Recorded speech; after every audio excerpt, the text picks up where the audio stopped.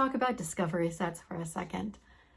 I don't know, maybe it's just me. I always get very excited at the concept of a discovery set because, you know, you get to try all these perfumes and, you know, especially if it's a brand that you can't try in person, you can't just stroll down to the store and sample the whole collection, you know, back to back. This might be really the best opportunity or only opportunity to really get to know the brand. So in that respect, I enjoy them. I like that you're able to get a feel for the brand, you know, make an impression and possibly commit to a bottle. So I like the concept.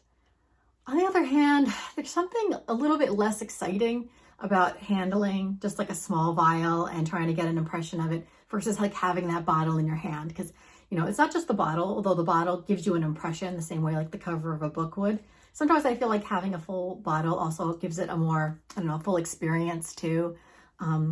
But I do have 2 discovery sets from 2 wildly different brands to share with you. And I'm going to talk about my review and what they're going for and my conception of them and review all the individuals and talk about if I'm going to get any full bottles. Okay, the first brand I want to talk to you about is new at Sephora, Chris Collins. And I've seen a lot of folks asking, has anyone tried this brand? What do you think of this brand? So I was immediately interested. I spend a lot of my money, unfortunately, at Sephora. I feel like they're very thoughtful, at least, about what brands they bring in. So knowing that they were new and folks are going to be looking at them, I wanted to get an impression of the brand. So Chris Collins, I went onto the website to get to know him as a perfumer first. And, you know, I liked what I saw. I talked a lot about how I view perfumers and folks that enjoy perfume as artists and creative people and passionate people. And that definitely seems to be the case with Chris Collins. He talked a lot about his inspiration being drawn from his world travels and how he views creating a perfume as like a musical and putting lyrics and melody together to create this vision. So I love that. That's fantastic. So the brand itself, the discovery set was $25. It came in this box right here. And the logo's there. If I turn it over, they'll all tip onto the floor, but that you get the idea. And a little pouch. Always gotta love a pouch. And I've got 5 to talk about. And I'm gonna go through them in order of my least favorite to favorite. Before I kind of go into them individually, what I will say is they're unisex. That's something to know about the brand. I did find that some of them leaned a little bit more masculine and one in particular leaned more feminine. But I would say that they are unisex. I would say that's true. I would also say that they are layerable, and that's what they're going for too. So like a Jo Malone, you're able to layer them together and they still fit. You know, they still form a cohesive unit together. So that's part of it. That being said, the price point for Chris Collins is on the higher end of designer. I think it's $175 for like a full bottle. And when you're talking, yeah, so it ranges. You can get $50 to $175. But when you're talking about the upper end of the price point, sometimes you want a more robust scent that you don't have to layer or, you know, it can stand on its own. And so I did wish that some of these were a little bit less of that nature and more robust standalone perfumes. I have that same kind of conversation with Jo Malone though. So if you do like that aspect of Jo Malone, you might like this aspect of Chris Collins. Another thing I'll say about the brand is that the projection is better than the longevity. And that's unusual. That might be a little unusual. So when I was trying them out, and this was the case for most of them, there's a few that are closer to skin scents even from the jump, and I'll talk about that when I talk about them individually. But for the most part, when I sprayed them, the projection was good. Like even if I brought my arm right up to my face to try to smell it, I could not smell that as well as I could smell the cloud at a distance. So I like that. I like good projection. But the longevity was very, very short. I'm sorry, my camera is driving me crazy today. This is going to be a choppy video. I hate to be relaxing and enjoying talking about fragrances and then my camera starts to annoy me. You're ruining my vibe here, camera. Anyway, I was saying that the production's good, but the longevity is kind of bunk. So I'd sprayed so many of them on myself, really all of them in quite a good amount, just to get a good idea of the different scents and which ones are greater than others and how they blended. And I would say about 2 hours after I did the bulk of my spraying, I asked my husband, you know, hey, can you smell me? And he couldn't smell me at all. He could smell nothing. And I was wearing 5 fragrances in various quantities, but kind of a lot of quantity. And he got nothing. And I asked him in the first place because I had that feeling too. Like I for a while there, after I just sprayed, it was there, but by 2 hours later, I felt like it was gone. So again, if you know this brand or you've gotten a full bottle, did I get a bad batch there in terms of the longevity, or is this par for the course? Because if it is, and you really like these scents, this is definitely one you'd want to chuck in your purse and reapply throughout the day. Yeah, longevity wasn't great. Okay, so I'm going to talk about them individually in order of least to most liked and give you my impressions of the brand.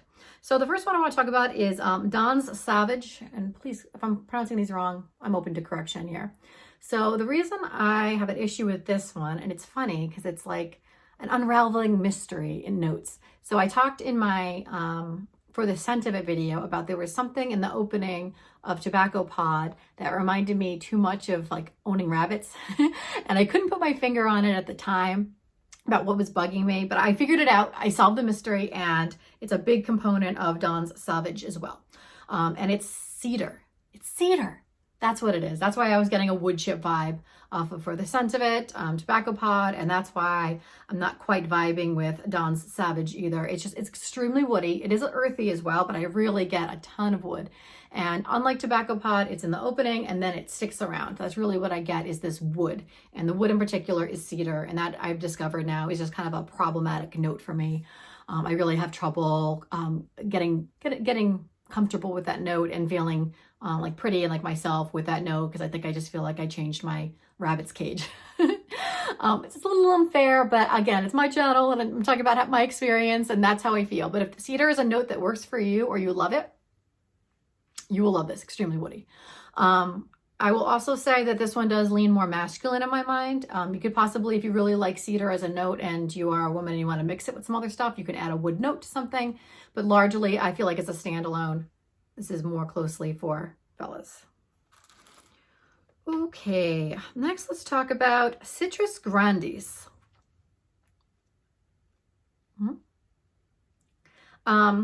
This one also is one that leans masculine.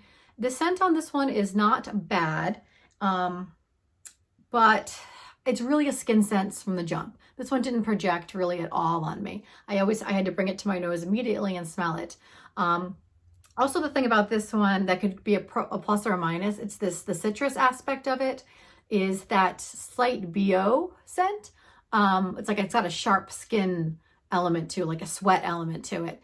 And if you like that accord and you like that sweatiness, and sometimes I do, this might be a fit for you. But the reason I kind of ranked it second to the bottom there is because of the fact that it really didn't have a projection. I could see this adding like a dirty edge to a different fragrance, if that's something that you'd like. But if you, as a standalone fragrance for the price, the Citrus Grandis is just, it's not enough going on, and it doesn't project as well, and certainly doesn't last, but none of them really do. If I had to pick masculine or feminine with this one too, I would also say it does lean more masculine.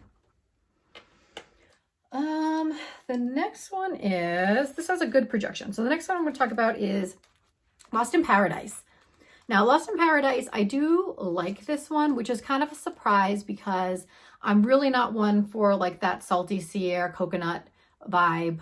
Maybe because I got really into fragrances like starting in the fall. I haven't gone through a full summer yet of being super into fragrances. We'll see what happens when I start uploading videos in July. Maybe I'll be really down for these. But generally, they're not my favorite. Summer scents are not my favorite scents. And coconut's not one of my favorite notes. I like it fine, but you know, sometimes a coconut sort of like is a coconut to me. Like it might as well just be your sunscreen. Does that make sense? But Lost in Paradise, I do like. This is a very watery, salty scent, and the projection on this is very good. So it's one that I sprayed amongst many others, and I could smell it among the other. Like I could smell it above some different scents. That sounds weird. Ones that are more geared toward like fall or all weather, to have a summer scent sort of projecting above that, I think was a positive. You know, this is something that I could see if you're on vacation, like throwing it in your bag, reapplying it throughout the day, and you'll smell really pretty. But you are going to need to keep reapplying. That was still the case for the longevity. And it's extremely salty. So if salt is a note that does not work well for you, you'd want to steer clear. Very salty, very watery. But I did, for what it's going for, I did like this one. Okay, so let's talk about, I'm just pulling it up here because I want to make sure I capture all the notes for this next one because I liked it. So the next one I want to talk about is Harlem Nights. Harlem Nights, I keep pulling them up, they all look the same, is extremely boozy. I'm going to pull up my actual notes for it too to make sure I kind of captured all my notes here on it. All right, so yeah, Harlem Nights is super boozy in the opening. I said it was mature and unique. And that booze really stays around. So with a lot of boozy scents, I sometimes find that like the booze kind of wears off. Not the case with Harlem Nights. I'm going to spray it now too.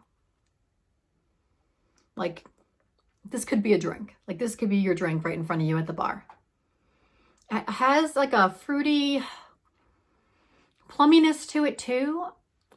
And I would say that this one is a true unisex. So a man or a woman can certainly wear this. And I want to say there's like a leather in here too. I'm not sure if I've got that confirmed, but there's like a leather element to it too. Yeah, this one I do like. I do like this one. And I just wish it was better for the longevity. I wish there was more like longevity to it and maybe like a little more robust, like a little bit more of a push. Like all the notes are blended very well and I like them. And I really like the boozy edge because it's really, it's committed to that booze. And I like that and it's cool. I just wish there was like a little bit more punch to it, just like a little stronger and a little bit more long lasting. And if that was the case, I would absolutely get a bottle of this and recommend a bottle with this, but just the price and the fact that it doesn't last and it's like almost there in terms of its strength, but then it kind of falls off for me. Keep me from wanting to buy a full bottle, but I'm going to keep trying it too. Keep wearing it, you know, particularly if I go out at night to see how it projects in the night air to see if, this is more of a full bottle worthiness for me, but true unisex, really cool scent, very boozy.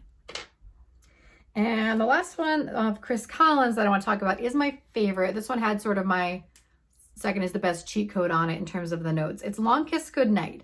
And Long Kiss Goodnight is a rose scent and it's oudy too. So that's again a cheat code for me. I like rose scents. I know some people find them just like old lady-ish. Rude. I like this one. I like this one. This one does strike me too as more feminine. So I mentioned some are true unisex, some are more masculine, some are more feminine. I like this one. Gosh, and there's something in here too that has like this fruit when it first opens up. So sort of like how Delina has like that fruit punch, not like a fruit punch, like not a fruit, like drink punch. But just in the opening, it kicks you with some fruitiness. And then it backs off and it gets more rosy. I would say that's also the case for Long Kiss Goodnight. This is different. It's a jammier rose and the fruit's different too. It's not like that tart lychee. It's not. It's more of like a juicy, like a lot of juice. And then the juice backs off and it gets more flowery. And I think it's very pretty. And it has a touch to it. Again, I don't know if it's exactly leather, but it does have like a dirtiness to it or something under the surface that's a little bit more complex than just a straight rose that I like. I'm smelling it around me now. Like I kind of wish it was a candle. It's pretty and it's projecting. Like if you were next to me, you'd smell it right now. But if you were next to me in an hour, you won't. And that's a shame.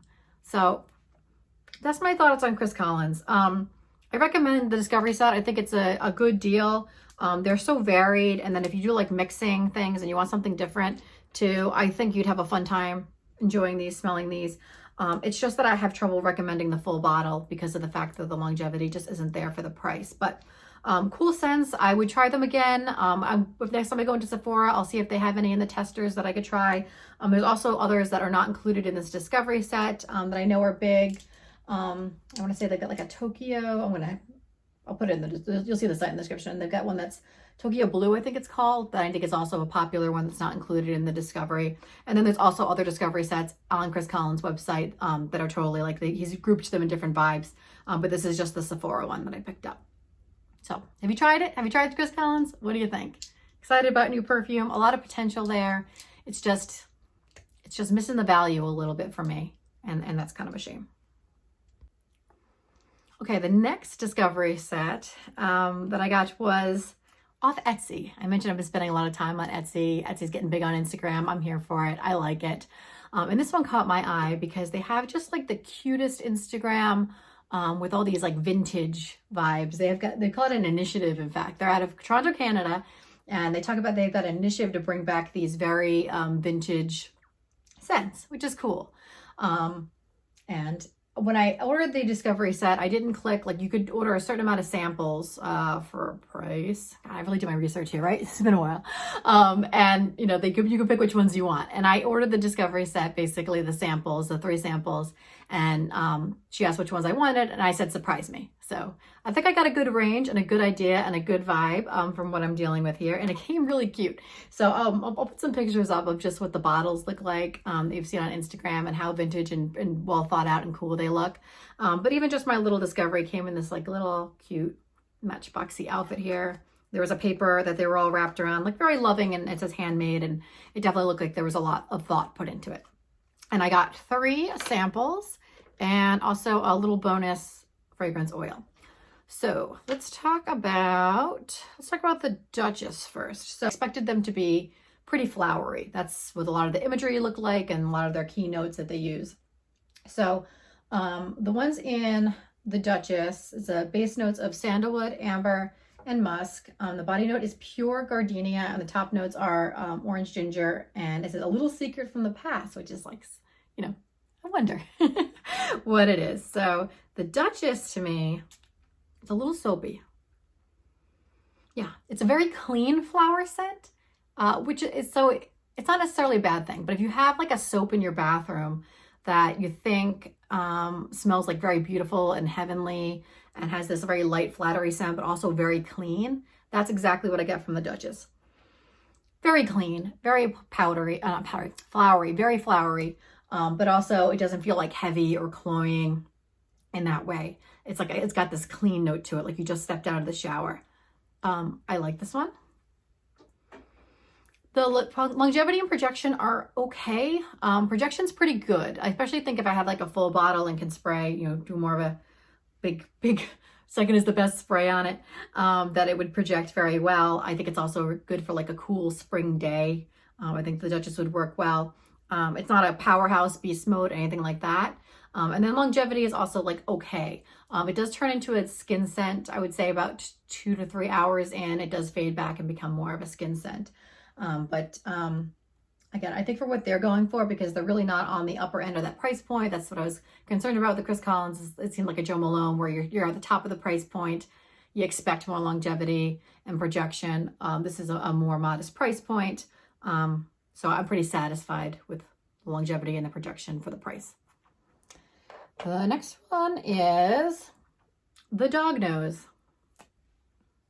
And like it's like a pun there, right? The dog nose is like K-N-O-W, or nose, you know, dog's nose. The Dog Nose. So just some more background on the title, the reason it's called that. The message is funny. If you can figure out, the dog recognizes a secret lover while walking on the street. It's interesting, right? It's inspired by the 1920s and 30s in Paris, and apparently all the rage was violet. Apparently that was the trendy flower, and that's what this is inspired by. Okay, so here's my thing with this one. It's not a bad scent, for sure. Yeah, it smells like very fresh flowers too. Like especially in that first spray, you definitely feel like you are like, wow, holding those flowers up to your nose. It's an extremely natural scent. You've got like the stems and the water and then your vase, and you know, you're holding them. It stays throughout the dry down. It stays very fresh in that way. The violet in it though does give me a touch of potpourri. I know some people have like a dislike for when a flowery fragrance has that potpourri vibe. So I definitely wanted to throw that out there, that of the ones I've tried in my flower perfumes generally, this one is the most potpourri. But very pretty, definitely very pretty. I said, in very fresh flowers, you definitely feel like you just walked through a garden. It's not super complex in that way, but very gorgeous, very natural. It doesn't smell as much like a perfume. Like if you spray this like in your hair and put a flower in it, oh, that would be like gorgeous, definitely gorgeous. Most bordering on potpourri, but I'm not gonna even hold that against it. I just wanted to make sure you were warned, because I know some people do have that sensitivity to, oh, I don't want to smell like potpourri. You will, you'll smell a little like potpourri, but like, it's still nice. You believe me? Oh, I'm smelling really good right now. Say what I will about discovery sets, like having just, see, now I'm in a good mood. My camera was broken, I was being cranky. Now I've sprayed all these wonderful scents in the air and I'm getting cheering up. Okay, so my cheat code is rose. So the last one I have to try is Masquerade. And this one does have red rose in it. And it's also, I got musk, sandalwood, orange. Yeah, it's warm. It's a warm, fruity. The rose takes a back seat, I would say, to the fruit, particularly in the first spray, which I think is often the case. I like this one. So Masquerade is my favorite. I think it's because it does have like a little bit of that earthy, oody vibe to it, with just that warmth with the sandalwood and the amber and then the musk. And then it's got like that little bit of touch of florals, my favorite floral, rose, and some fruitiness to it. It's a little easy to love, I would say. This is not a hard reach at all. Very pretty. I want to say, I thought this had like a neroli in it too, but maybe I dreamed that. But anyway, it said it's perfect for cold weather with a spicy note. It is cold right now, so yeah, that probably helps. And I did think that this was the strongest and longest lasting of the three that I tried too. So keep that in mind. I still am smelling like I could still smell. I would say these are kind of layerable too, but honestly, if you've got somebody in your life with like a sensitivity to flowers, they definitely would freak out if you tried to layer these the way that I've just done in my little office space here. But very pretty. I really liked Masquerade. I would say that's my favorite, but really I might pick out a couple of these. I don't have like a lot of pure flower in my collection, and I think as we get into the spring and summer, it might be nice to just like, you know, smell like a beautiful vintage lady in that way. I don't think they're old lady-ish. As I mentioned, they're a little bit soapy and they're certainly very fresh flowery, but I don't really get like, you know, old lady vibe from them too. But I don't know, I kind of hate that expression anyway. The last thing that was included in my kit was this Anna oil. I swear to God, I wrote down all these notes here too. And they would immediately go out of my head as soon as I start to make the video. Anyway, this also strikes me as, maybe just because it's the oil, it smells like kind of like a, definitely like soap. There was a soap, like, I want to say it's like a Neutrogena soap with like a gold soap, like a clear one that reminds me of that, like washing your hands. But I think it might be some fun to kind of dab this on and then spray some of the perfumes on top of it and see if the oil mixes well with any of my samples and enjoy that and see if that increases the longevity and projection of it too. So I'm going to play around with them more, but I like them. I found them on Etsy, but they do have a website as well. I'll link both if you want to take a look at the site and order some. I am a fan. I think probably I will pick up, I don't know, Masquerade. I think probably Masquerade. That's the one I like the best, but honestly, I might take a swing here and do Duchess and bring something a little bit new into my collection and try to avoid the rose trap that I've been falling into. So those are my discovery sets. Have you tried these brands? What do you think? Does your impression line up to my impression? And my thoughts on discovery sets generally. I am interested in both of these brands. I said I would certainly try more. I think I will get a full bottle from Egretta. I don't know if I'm going to get a full bottle of Chris Collins at this time. Probably not. But I will continue, as I said, if I go into the Sephora store, to give them more tries and see what I think and wear the samples more, and maybe down the line that I will. That is all for this one. If you enjoyed this discovery journey with me, please like this video. Comment below if you tried the brands. If you enjoy fragrance content, blind buys, hauls, reviews, please subscribe to Second is the Best. I upload whenever my camera works and whenever it strikes my fancy. That is all for this one. I will see you in the next one.